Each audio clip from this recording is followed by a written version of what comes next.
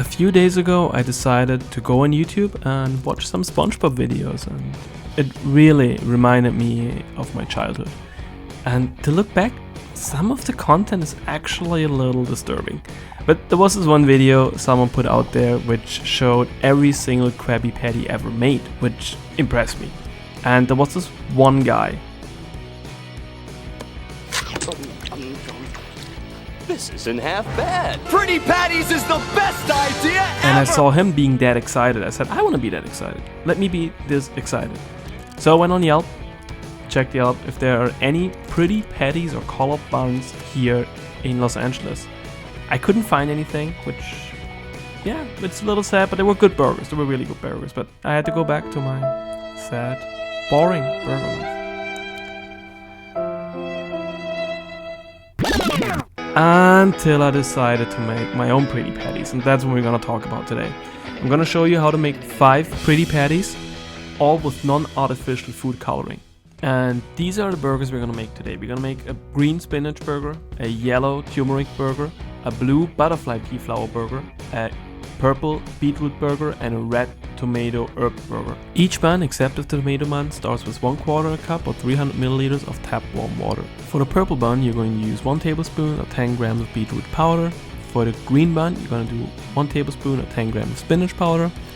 For the yellow bun, you're going to use 1/4 of a teaspoon or 1 gram, just a little bit of turmeric powder. For the blue buns, you're going to use 1/2 cup or 10 grams of butterfly pea flour, 2 cups of 500 milliliters of water, let it boil for around 10 minutes. And as always, we're going to start now with our dry ingredients. We're going to use 4 cups or 400 grams of all-purpose flour.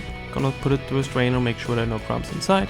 Then we're going to add 1/2 tablespoon of 5 grams of sugar, 2 teaspoons or 10 grams of salt, 1 tablespoon or 7 grams of instant yeast. I'm gonna mix that all together.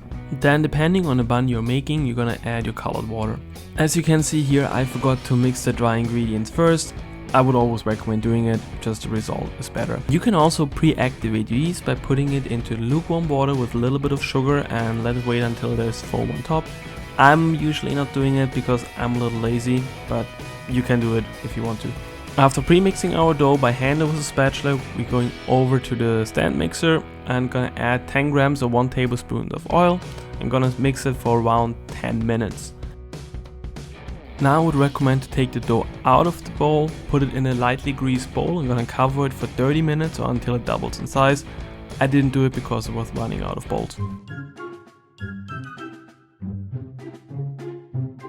And now, after 30 minutes, our stainless steel bowl turned into a small ceramic bowl. We're gonna remove our dough and we're gonna cut it into 6 equal pieces. Not the 2 pieces that I'm cutting here.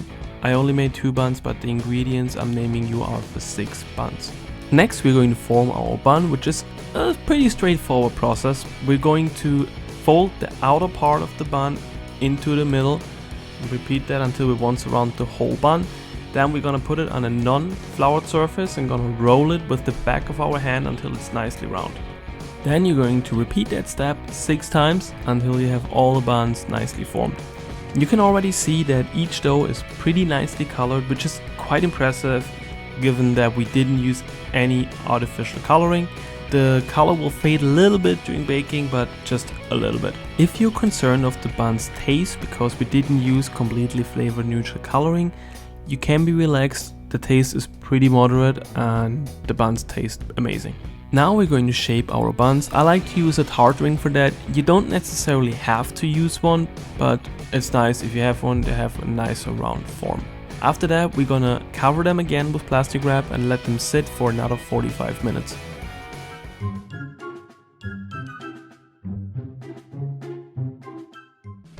And after 45 minutes you will see that the buns are risen nicely and look already like a pretty decent bun. What we're gonna do now, we're gonna cover them with some heavy cream, which gives it a nice little shine, and we're gonna sprinkle some sesame seeds on it. Alternatively, you can also put a little bit of flour on top instead of the cream and the sesame seed. Then we're going to cover them with aluminum foil. The reasoning behind that is that we want to preserve the color of the bun. The secret behind the color is that we bake it twice, once for 10 minutes and once for 7 minutes uncovered afterwards. Both times you're going to bake it by 410 degrees Fahrenheit or 210 degrees Celsius. After the first round, you can see that the buns have risen a little more and already have their nice round shape. After removing the aluminum foil, we're gonna put them back in the oven for 7 minutes. And there they are, our first batch of colored burger buns, and we're one step closer to the pretty patty. Next, we're going to make the tomato herb bun, which is honestly one of my favorite buns. But these buns we have to start a little bit different. We're gonna start with half a cup or 140 grams of tomato juice or pasteurized tomatoes. Then we're going to add 1 tablespoon or 15 grams of tomato paste and gonna stir all this up. Next we're going to start with our dried ingredients. Again, we're gonna stir in 250 grams or 2 cups of all-purpose flour. Then we're going to add a half a tablespoon or 10 grams of salt, 1 tablespoon or 7 grams of instant yeast, 1 teaspoon or 5 grams of sugar. Next we're going to add all the herbs, which is 1 tablespoon or 3 grams of oregano and 1 tablespoon or 5 to 10 grams of parmesan. Then we're gonna stir them together by hand. Gonna add 10 grams or 1 tablespoon of olive oil, stir it a little bit more, then gonna put it into a stand mix and let it knead for around 10 minutes.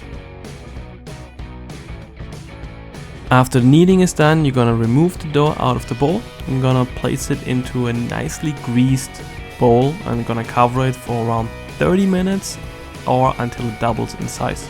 I always recommend letting the dough rest at a warmer place, which helps the yeast to grow and to get a nice fluffy dough after 30 minutes.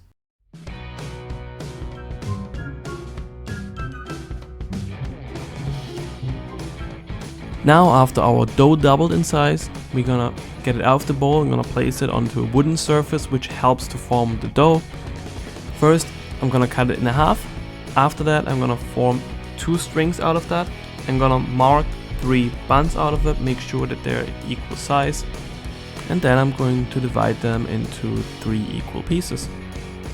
After that we're going to form the bun, which we're doing the same way as earlier. We're gonna fold the outside into the middle, repeat that step until we want to round the whole bun. Then you're going to place it onto a non-floured surface and you roll it with the back of your hand until you have a nice round ball. You're gonna repeat that step 6 times before we're going to place the buns on a baking tray covered with parchment paper. Make sure it's not wax paper because that would burn in the oven. Then I like to form them with a tart ring. As I said earlier, you don't necessarily have to use one, you can also just press them down a little bit with your hands. Then we're going to let them rest for another 45 minutes. Make sure that the plastic wrap is not touching the bun, otherwise they would ruin the bun.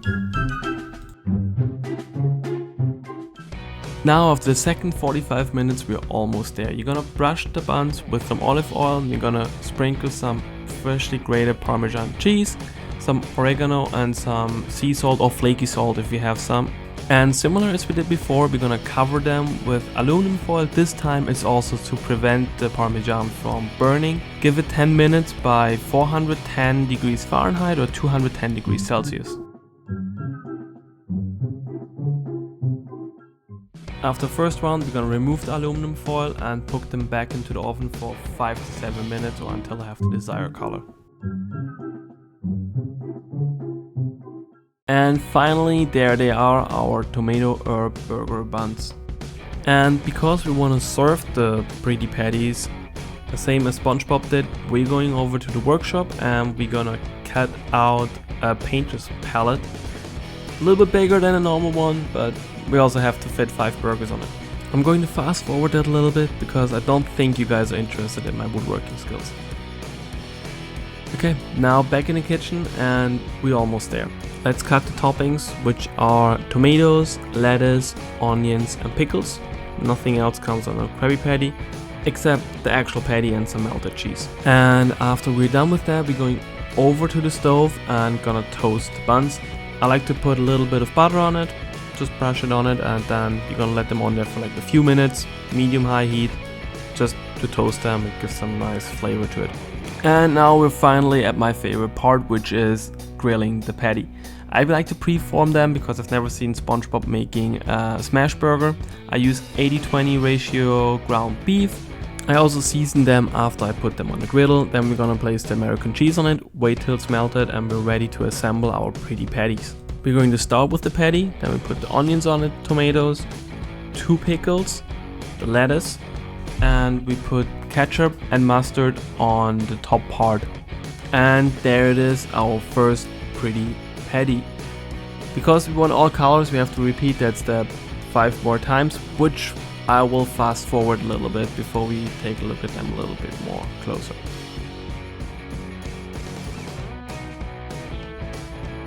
And there we finally have it, SpongeBob's pretty patties without any artificial food coloring, 100% homemade. Thanks for watching, guys.